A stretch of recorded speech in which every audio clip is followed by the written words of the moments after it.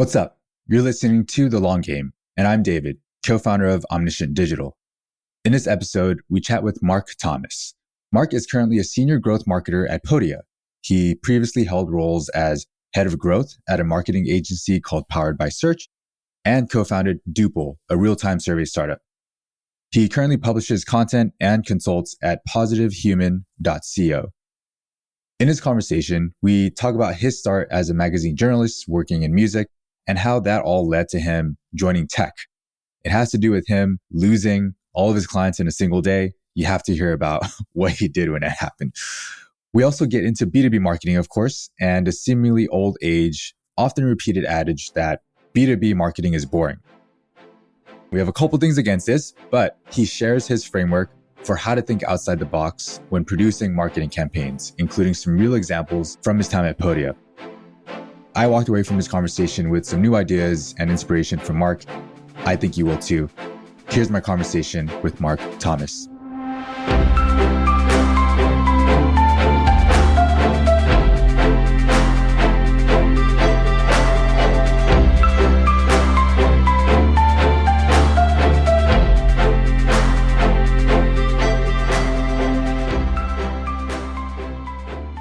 Marc, welcome to The Long Game. All right, nice. Well, it's been a long game getting onto The Long Game. I've been watching you guys do the podcast for a long time, and it's nice to be on here finally.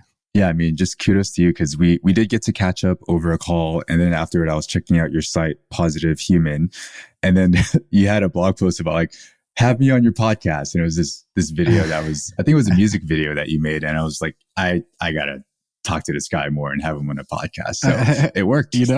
Like I booked a lot of podcast appearances off the back of that one little video. I just had this idea, like people kept pitching me in the past when I ran podcasts at different roles. And I always thought like, oh, this is so lame. And then I got one just from in my inbox one day from someone who wanted to be on my podcast. And I was like, dude, I don't have a podcast. Like these pitches are awful. And I thought, what would be a good pitch? Like what would be a pitch that actually got people to take action and like invite me on? And I thought that's one of the sort of things that people notice about me generally is those music videos that I put on LinkedIn. And I thought, let's do one of those. I think I probably booked maybe 20 podcast episodes off the back of it, which it's not bad, I feel. So yeah, we'll get into doing differentiated marketing later in the conversation for sure. But I guess like a quick way of intro, you're currently a senior growth marketer at Podia. Before that, you were in an agency called Powered by Search as head of growth. You were also a founder before that at Dupol. Tell us about what you're up to right now. Like, what are you working on? What's taking up most of your time nowadays? Yeah, well, marketing is one of those funny jobs because how I think about marketing is like, let's create this content or let's create that campaign a lot of the time. And it's more like, well, how are we positioning the business? Like what's the leverage that we have within the things that we're already doing? And it's really, really easy to kind of fall back into, let's create that content and, and do this thing or, do that channel or whatever. And actually I'm having a refreshing time at the moment, living in spreadsheets, looking at different things that Podia is doing and finding the big opportunities within stuff that we already have. It's like you can't do that forever. You can't always just increase your margins, cutting, adding some efficiencies, that kind of thing. But there's a lot that you can do with that gives you the the bandwidth to do some of the stuff that maybe is a little bit less obvious in terms of ROI, and really build the confidence in marketing as a function in the organization. And I think that's true of like pretty much any company you've ever worked at. There are always opportunities to cut or replace or optimize what you already have that can kind of build that momentum, which is just so important if you actually want to get things done in marketing. Momentum. Yeah, that reminds me of a conversation I had with Andrew Davies, who's a CMO at Paddle. And he talked about how they did the documentary of how they acquired ProfitWell and all of that stuff and made it all public. And he was like, don't get me wrong. We were doing all the foundational stuff. We were still into spreadsheets and optimizing and building out these campaigns. But because we were taking care of all of that, we had the trust and bandwidth to go do some of the more outrageous things. And so it's kind of like a barbell. Isn't that funny? Like, and I think when I think about people who say stuff like, B2B doesn't have to be boring or whatever, and I kind of yawn when I hear them saying that. Like when I think about that, I always think like, where did they get this like very myopic view of marketing from? Like, it is true. It doesn't have to be boring, but also that boring stuff like pays your salary a lot of the time, And like, I think, well, maybe they are looking at all those kind of big successes. The people like Paddle, who've clearly built a really interesting marketing strategy with, a heap of different things like moonshot ideas that they took. But on the back of their product is like really solid. It's generating a huge amount of revenue, I imagine. And like, the whole thing is there. All of the stuff, the foundational stuff that you just mentioned is there and ready. Like, it doesn't have to be one or the other. It can be both. Like, you can do interesting things and you can take those bass hits. I mean, I'm obviously from the UK. We don't do bass hits here, but, odd analogy if I knew what they were, I'd be doing them. You used it correctly, I think. Well, I know before all this, when we first connected, we talked a lot about print because we're working on a magazine internally, which I'll give you an update on. But you had a start in print magazine. You were a founding editor, publisher, creative director. Tell us about that time and how all of that ended up with you going to tech. Yeah, well, I started my career in 2010, 2011. And I just come out of a undergrad in like kind of like political science, I guess, European Union studies, technically, which is niche. Well, I say niche is a couple of 100 million people, but I didn't know what I was going to do in my career. Didn't know what I wanted to do. Definitely didn't want to work in European politics. My dad basically encouraged me to go to journalism school. I'd never been interested in it before. He was like, "You're quite good at writing. Go to journalism school." So I did. And I was like, I realized I don't have any journalism experience. A lot of the people who are like applying for this course as well, these guys have all done like student magazines or like, internships, all that kind of stuff. And I was like, there's no way I'm getting on this course just by filling out the form. And so I decided, like the day that I decided I wanted to go to journalism school, I was just like, I'm just going to start a magazine. I'll figure it out as I go. And so I spun up at the time just like a WordPress website. And I just started writing about stuff that was close to me, kind of like culture in the city that I lived in, just stuff that was really easy to access.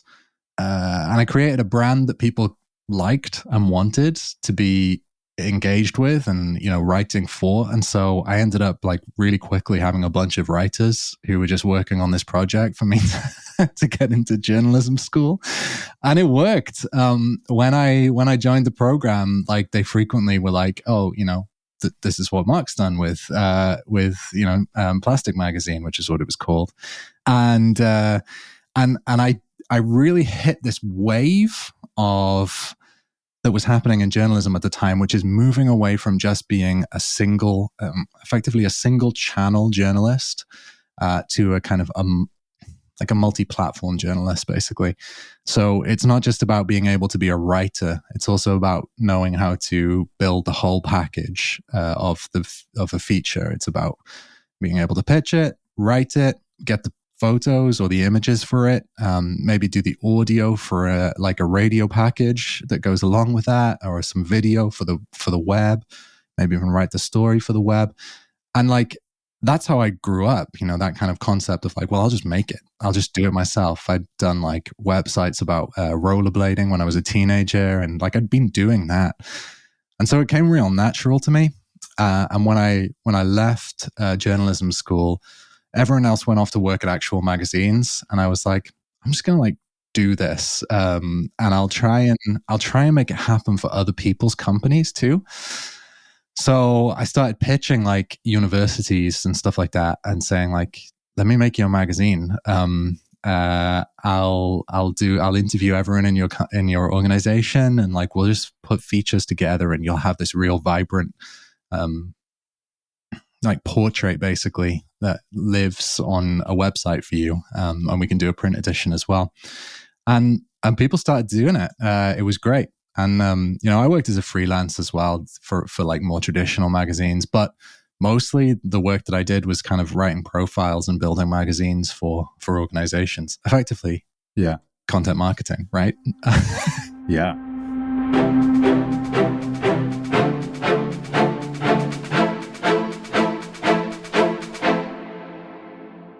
What was the jump from that to doing Dupol?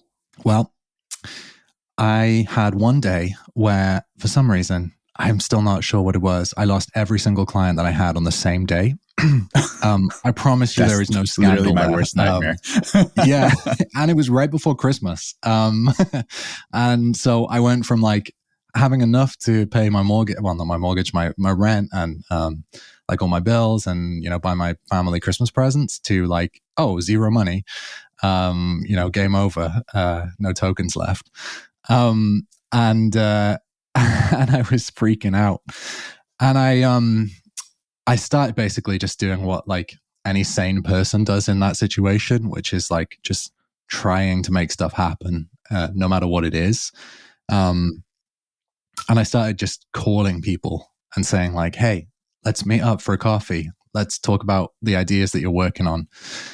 And I booked like loads and loads of meetings off that. But one guy I met with, he was like, I want to get out of recruitment. I want to do like more interesting stuff with my life. And he had great contact book. And I was like, well, look, I'm a creative person. You want to do more creative stuff. You've got a great contact book. Let's start just pitching companies about like to do creative campaigns for them. Just like completely out of the blue. And we landed a couple. So we formed this like creative agency within like a couple of weeks. It was so scrappy, and people loved it. We did a bunch of cool projects for people, literally just pitching them like, hey, what's a project that you want to do? What budget do you have? And like, we'll make it like snap for you, basically. And then we had this one client though, who after hiring us for a branding project couldn't make up their mind. And so we decided we'd basically build them a product that would allow them to sit in a boardroom with us and vote in real time on topics, any topic. And we'd put the results up on a screen, and it would all be anonymous so that no one in the company would worry about like telling their boss they thought their idea was stupid. And that was Dupol. That was the start of this company, which was a real-time voting or survey tool. We had no idea about how to do this. We had no idea what it was to build a startup, and we made so many mistakes along the way. It was truly ridiculous. It was like the best, Someone basically gave us a heap of VC money, relatively speaking, for the time, to go off and build this company. We had basically zero revenue at the time, and they were like, okay, that sounds like a good idea. Let's like see if you can make it happen. And suddenly we had this funded company. Where did this VC come from all of a sudden? That's a new variable. So that guy with the great contacts, he had an angel in his contact book. And in Wales, where I'm from, the government has what they call a development bank, which is made to support business, and so it operates as a VC, and basically they have a responsibility to invest the government's money and hopefully get a return, but not necessarily. It's really just to create jobs. So they will co-invest with someone. If you can raise over a certain amount from an angel, they will basically match it with VC money. And so we ended up convincing this person to basically take like a tax efficiency effectively and invest in us with the full assumption that we'd probably lose it. And then the development bank basically matched it took some equity in the company, and there you go, off you go, hire some people, make it happen. And to be fair, like, we burnt through that money real fast. It probably took about like 18 months to burn through that. But we also then made the company work for a further, like 5 years. And I'm not proud of a lot of the stuff that we did during that period, not because it was bad, but it just wasn't great. Mm-hmm. But one of the things I'm really proud about is actually like, we sustained that company. And I like that. I think if you can sustain a company, sometimes that's just better for the world. It's better for you as an individual than going for like all out growth, acquisition, and just, oh, great. Well, look, I built something that I've sold to a big company that no one is now doing anything with because they sunsetted the product. So thanks for deleting my 5 years of work in exchange for, a couple of $1 million. So yeah, that's how it happened. It was a bit of a weird journey. Did you sunset Dupol, or did you like sell it, or what happened to it? Well, we had a crazy experience during COVID. So COVID was like a real chaos box, right? Like, you put something in and you have no idea what's going to come out on the other side. Who could have predicted that Zoom would become the product to be, investing in, right? Dupol was similar in some ways. So one of the things that people loved about using Dupol was that you could get a lot of responses very quickly in a way that just like other survey tools just don't. We had a much higher response rate, which is a real big difference over several 100,000 people. And this is like used internally during like company meetings and stuff, right? Like they'll spin it up and survey employees or something. Mostly it was, but then we also had some customers who literally just surveyed anyone. And one of those companies was a public media company. So they basically own all of the local papers in the UK.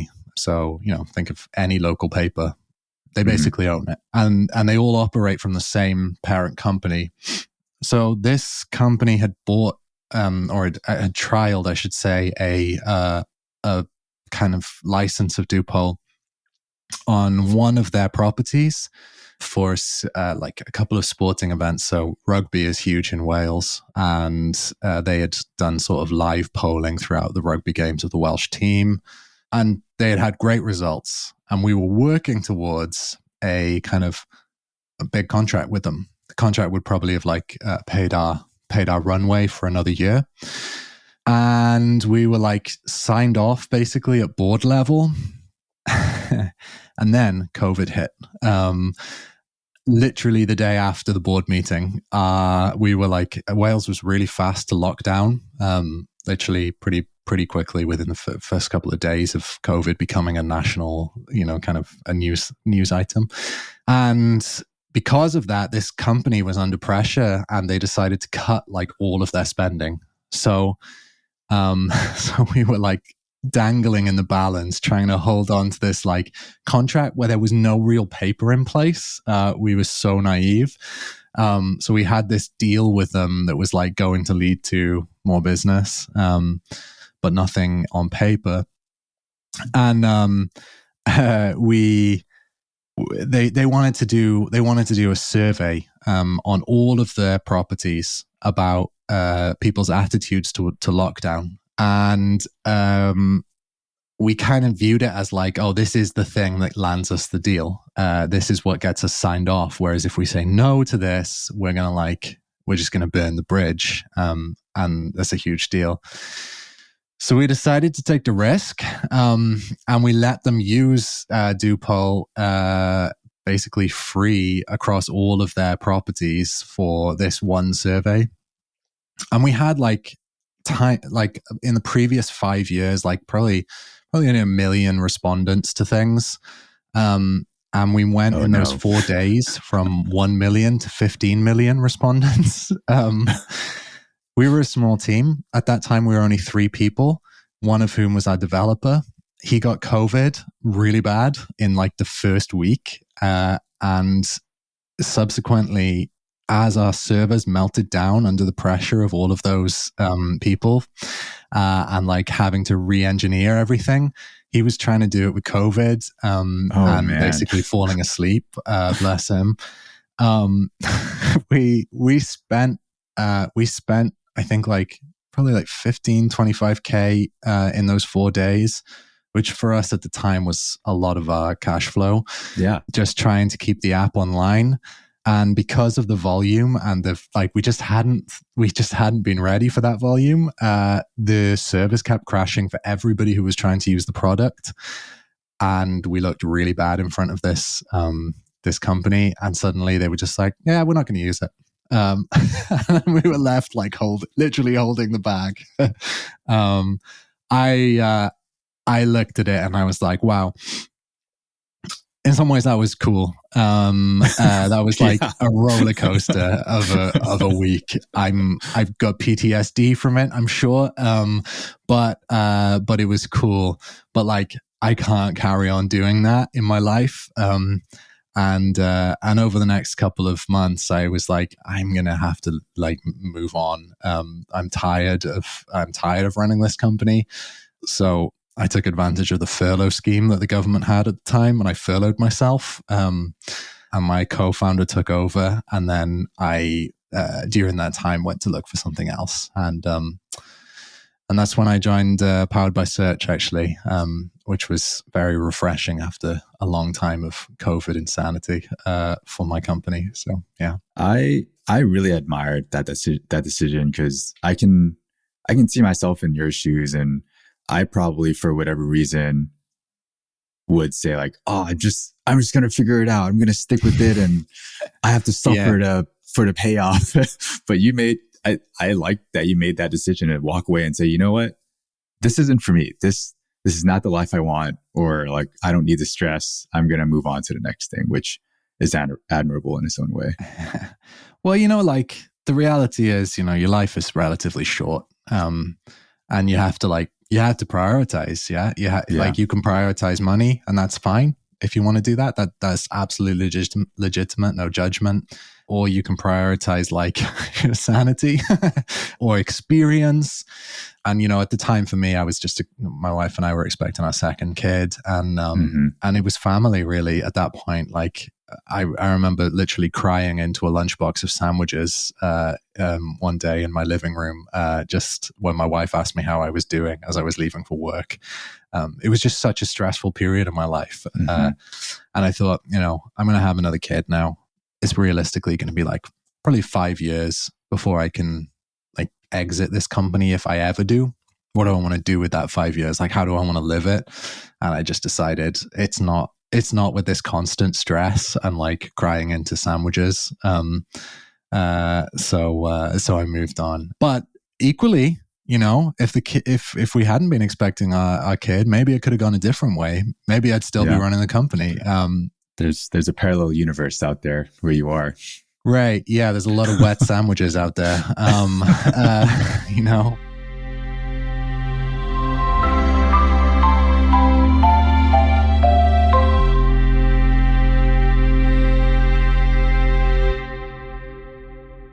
I appreciate you sharing all that backstory. I'm gonna shift the conversation a little bit to like what's happening now.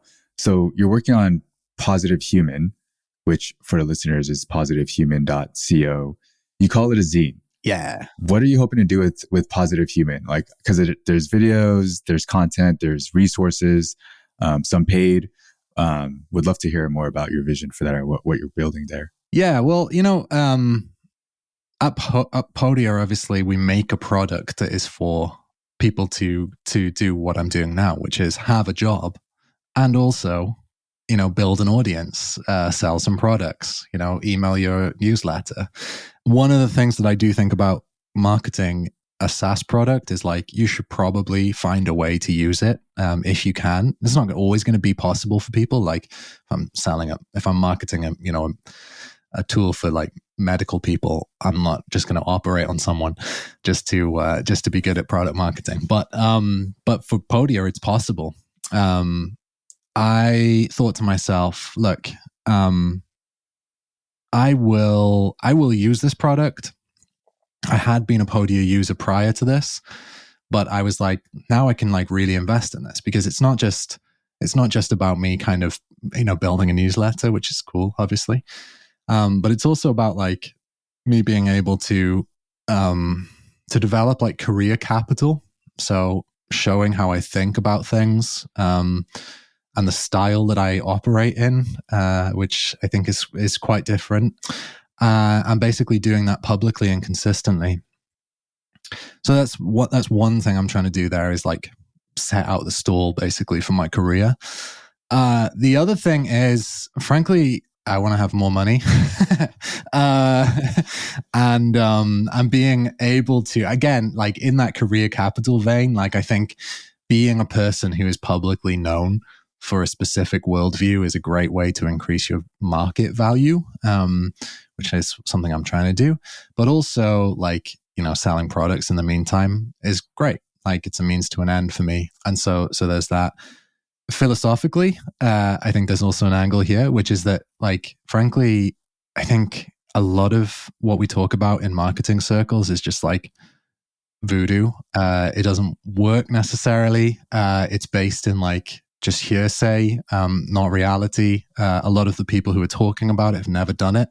And I'm just like, I'm so fed up of that. And I think it's really, really disappointing, both for me as an operator, like a person who's literally doing this work day to day, and also because there are loads and loads of people out there who are just buying into that stuff, right? And that's disappointing for everyone.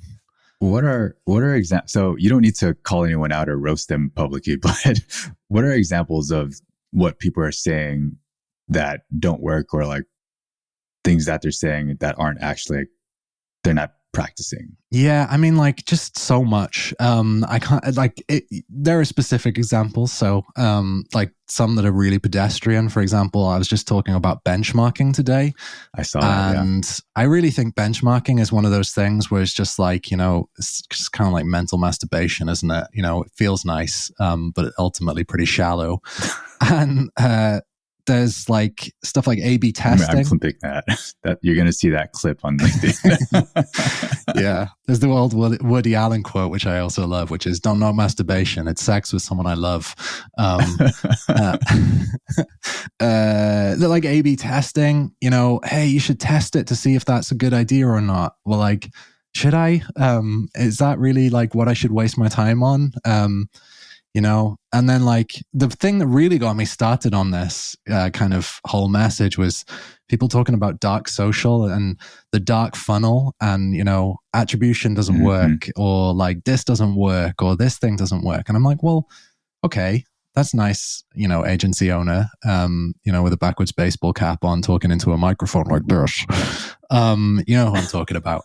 But okay, what's like the day to day? Like, what are the people who are doing the job that you're telling them how to do? What are they experiencing? I can tell you what they're experiencing, because I am one, is like, there are a lot of things that are diminishing in value. Lots and lots of channels that previously worked like, they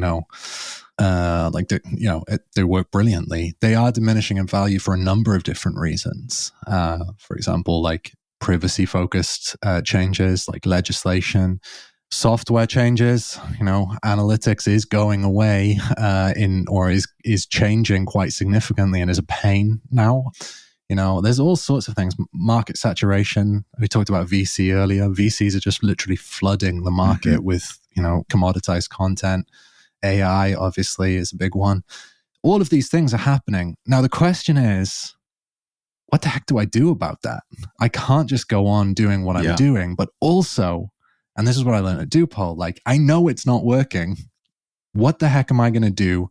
I'm going to do the same thing as I've always done, because the generally accepted view is that it does work. And if I fail while doing what is the generally accepted view of how to be successful, I'm not to blame. I'm going to keep my job. It's like everyone else is doing it. Exactly. Yeah. Look, mom, no hands. Like, I'm going to fall over eventually, but for now it feels fine. And so what I thought was like, well, look, now fear is legitimate. Being afraid of making a change or doing something differently is legitimate. But like what you do with that is really the thing. Like, how do you respond to that fear of I'm about to fail by either doing something different or not doing anything at all? And like, where do you go with that? And that's really like the kind of philosophical basis for what I'm trying to do with Positive Human is like, just say, look, everyone's scared. What do you do to make it happen, even though you're terrified of failing publicly?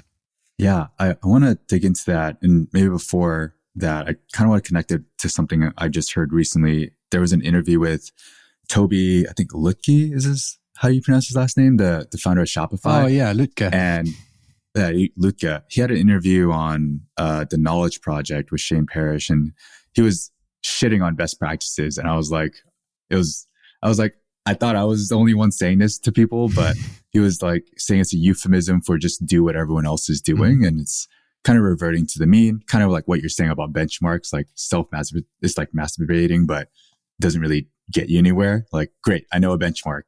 Am I going to aim for that, or am I going to try to do better? And so maybe we can get into the tactical or like practical aspect of how you kind of get over that fear and do something different. And maybe you can kind of tell the folks about like this rinse and repeat framework that you have. Sure. So the funny thing about saying playbooks don't work anymore, which is a kind of a key message for me, is that like, if playbooks don't work anymore, telling someone how they can respond to it is really, really hard, because like there's like there's a kind of a contradiction in terms there. It doesn't work anymore. Here's how you should do it. And so what I wanted to do was to come up with a way of thinking, like a framework for thought that you could apply to marketing right now, but also marketing in 10 years time if you wanted to. And the way that I personally have thought about this is with this concept of rinse and repeat, which is it's a 3-letter acronym, RIN, and then a whole bunch of things to make it memorable. The R stands for relate, which is that like all good marketing starts from understanding your customers very deeply. Going beyond the classic kind of marketing saccharine advice of like, talk to your customers, which doesn't mean anything in reality, know your audience. Exactly. Relating is about understanding them and having insights about them from all sorts of inputs and different angles. I stands for ideate, which is come up with novel ideas for how to approach using those insights in your work. And N stands for narrate, which is that the concept of like, well, look, analytics where you can just go, hey, we did this and then that thing happened is basically pointless for a number of different reasons. We discussed some of them already, like technological. Some of them are literally legislative. These are all things that are happening. Marketing in the future relies on you, and frankly, marketing of all time, it's not just in the future, relies on you being able to effectively tell a story about how what you did actually impacted the business from a number of different ways, mixing, hopefully, qualitative and quantitative signals together to like build a really rich and meaningful, frankly, story about what it is that you did. And then we've got, obviously, SE and then repeat, because you're going to just need to do this over and over again. Like this is the playbook in an age where playbooks don't work. And that's how I've approached this in terms of thinking about like how do you add structure when you're saying like nothing is working or the results are diminishing. The good thing about this though, right, is that it doesn't mean that you can't do SEO or you can't do paid media or you can't do XYZ strategy. All you're saying is maybe the way that we have done those isn't as effective as it has been. And we might need to add in different things or take these things from different angles. And that's like tactically how that works, right? Is not saying we're never doing SEO or we're never doing content. Mm-hmm. Those things aren't going away overnight. And frankly, like we still drive a huge amount of business through our content and through search. All it's saying is like, well, the things that maybe did work a couple of years ago, performance marketing on a broad scale, not just paid media, but like content, like putting $1 in and going like, how many dollars do we get out? Mm-hmm. Just doesn't work. So we need to think about how we're going to adjust our approach here.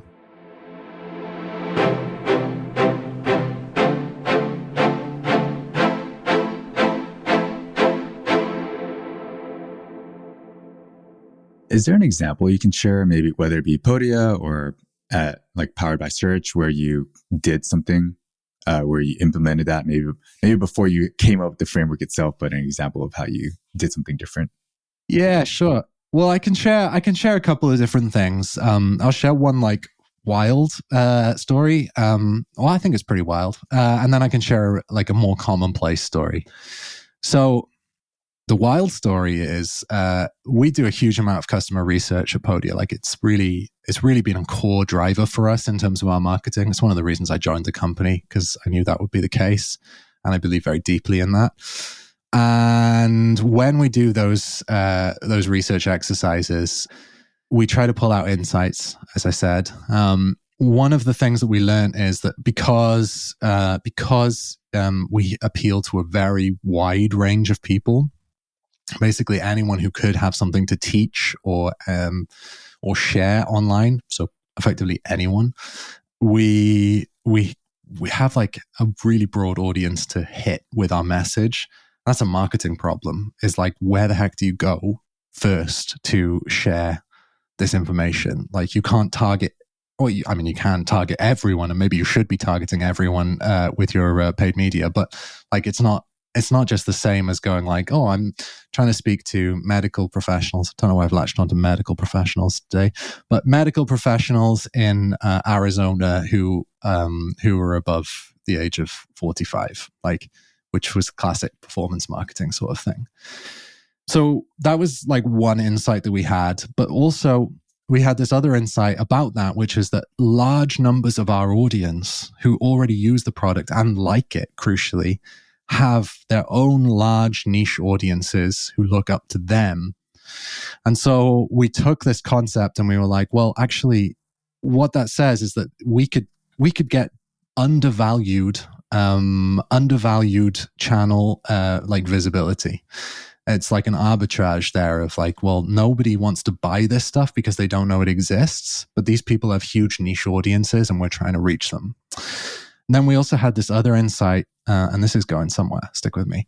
We had this other insight that a lot of people, when they want to use the product, they start creating stuff and they start trying to build like a course, for example. And then they hit this wall at like 80% where they feel like they've run out of juice. And so we took that and we were like, look, okay, so we need to reach these niche audiences. We have the literal performance details of each one of these people because we know how many people are in their audience. We know how much revenue they're generating. So we can like sort of work out which ones are like highly valued in their niche.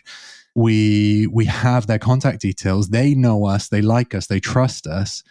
We should ask them if they will create content about how they use Podia. And so we basically created kind of like a sponsorship campaign where we would look in our database of users for, people who are not monetizing their audiences with partnerships, find them, pitch them on, you tell us what you want in order to create a couple of like sponsored posts. We will let you fully decide, but what you should do is try to create content that your audience would like, even if they had no idea what Podia was. Just create content that they would watch regardless. A couple of people came back to us and said like, hey, what should I do? Like, I'm into this, but what should I do? My favorite example here, we did a bunch of them. We helped them kind of craft these things, but my favorite example is based on that creative juice concept. So we had this whole food plant-based cooking show on YouTube, which has like millions and millions of subscribers, but basically no one outside of food is advertising through them. And they sent us over like their sponsorship options, pretty developed as a business. Initially, they blanked out one of the options, which was like a recipe. So, because like, you can't cook software, right? And so we were like, well, you can't cook software, but you create that stuff because people watch it. People who use our product feel like they run out of creative juice. So why don't you make a juice live on your show that is bright purple, which is the Podia color, the Podia brand color. And then like in the middle of that, just interject about how you've used Podia to build your business, because there are a lot of other people out there who would be our customer who watch your show, and we can look at those people. And now like, so that was kind of ideate, right? So we've done research, we've done relate, and we've done ideate. And then how do you like measure the impact of narrate, of a campaign like this? Well, the reality is like, if I look at just kind of affiliate link clicks, for example, as a reference, or like if I just look at signups for this thing that come directly as like first touch or last touch attribution, I'm probably going to be missing a lot of the value of these things. But on the other hand, if I like make a list of like all of the different signals that I could look for as a measure of success and ROI, and then I say, like, it's partly this. I have high confidence in this metric, but also there's low confidence metrics. Like, for example, I don't know, maybe someone said, hey, I saw your juice idea in their like self-reported attribution. That is strengthened by the kind of the high confidence signal of like this many affiliate link clicks led to signups or whatever. And so we're building up this kind of narrative around the benefit of this program, which is not as straightforward as saying like, hey, we got 5,000 signups from this juice that we made. But it is more effective, I think, and richer for marketers who are trying to like capture the value of their actual investments. And I frankly, I think like as we go forward and as we use channels that are less attributable directly through like an analytics report, it is absolutely necessary for us to start building this muscle. So that's like a very sort of out there version of that process. I love that. And thank you for walking us through how you ended up with that. And the thing that I'm just observing and what I'm hearing from you is there's sort of been just swing of the pendulum. Like maybe 10 years ago, like when we were starting our marketing careers, it was very like quant. Like people were like $1 in, $7 out, and living in spreadsheets. Performance marketing, yeah, right? And I was part of that. I was a growth marketer. I was like living in spreadsheets and doing all that stuff. And now we're shifting more towards like, I guess, advertising, I guess, if you'll call it that, like at its core, where, not all of it is attributable. And we have to kind of be okay with that because the direct channels they don't show the full picture, which isn't to say that you shouldn't try to attribute your results to your work, but maybe there's going to be a good amount of it that's not as attributable anymore. And you kind of have to live with that. Yeah, definitely. Exactly right. I mean, there's nothing wrong with performance marketing as a concept, as long as it works. But it is becoming harder and harder to make work, right? Like, and as you said, the kind of the $1 in X $1 or whatever it is out is like just not as possible anymore. And so it's just simply an acknowledgement of that. It's not an acknowledgement that like blanket rule marketing is boring or, B2B is boring, which is such a boring thing to say in itself. It's simply an acknowledgement of like, this is the reality of being a marketer in 2024. It's like, it's not as clear cut as it has been for the last 20 years. People's confidence is shifting. And frankly, like people who are doing probably a good job are losing their jobs because they're unable to narrate the impact of the actual work that they're doing, or because they're so scared of losing their job that they're not doing anything differently in the first place, which is, it's like lying to yourself, right? You shouldn't lie, but you definitely shouldn't lie to yourself. It's the worst. Yeah. Well, I know we're coming up on time and I have a couple closing questions for you. So we'll just jump straight to those. And I mean, this we may have encapsulated this question with our entire conversation, but I'll ask it anyway. What's one opinion you have about business or marketing you think people would disagree with?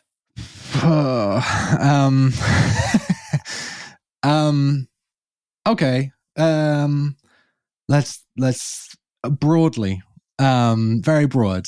I think that marketing and business for most people should be a facilitator of their lifestyle. You're not getting any like pats on the back that are meaningful from, increasing the sign up numbers, right? Like no one, you don't you don't own the equity in the company that your founder does. Like, you own some of it maybe. And you should do a good job for the pleasure of doing a good job.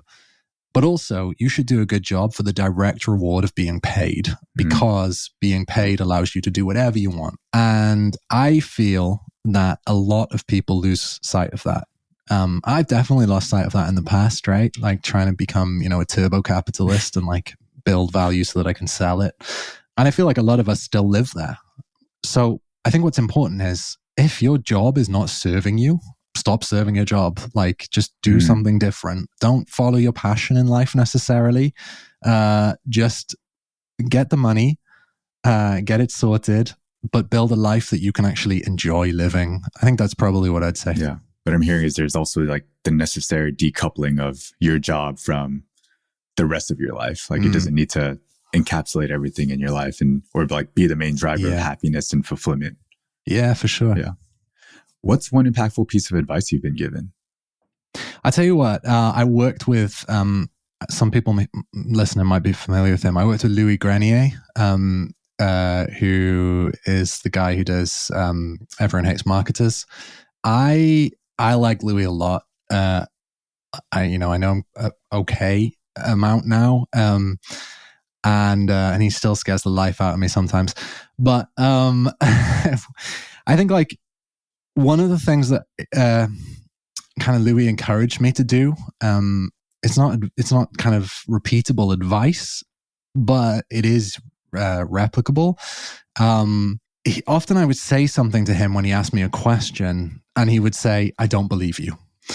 And sometimes now when I'm thinking about an idea or I'm trying to communicate something, I hear Louis in my head going, "I don't believe you."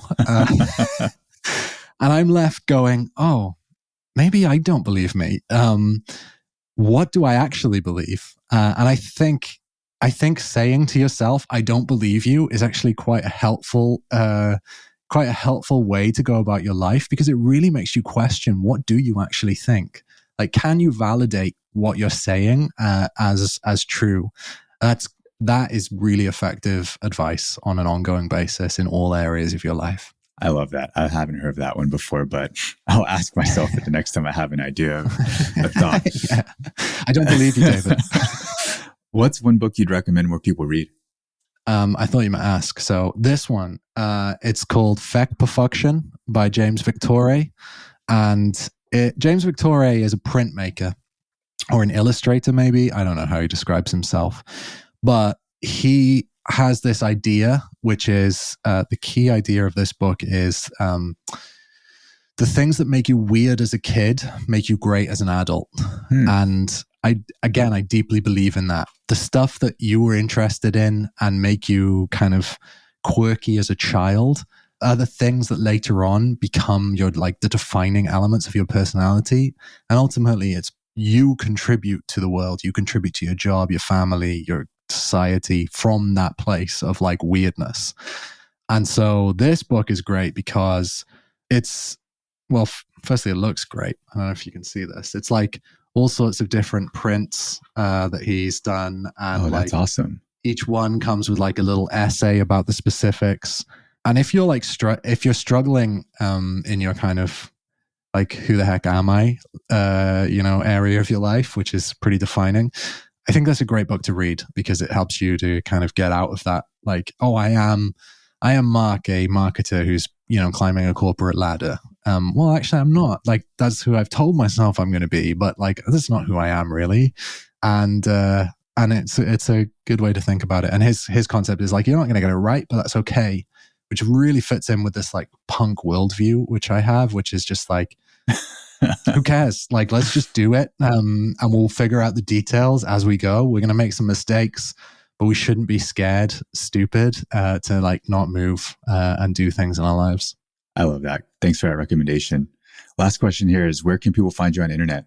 Sure. Well, mostly I'm on LinkedIn. It's Marc Thomas with a C. You can go to my website though, positivehuman.co.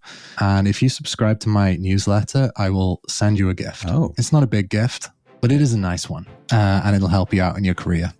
So go and do that. You can subscribe at positivehuman.co. Awesome. Marc, it was a pleasure to have you on the show. Thanks for making the time. Thanks for having me. Always a pleasure to talk. I'm excited to see your magazine as well.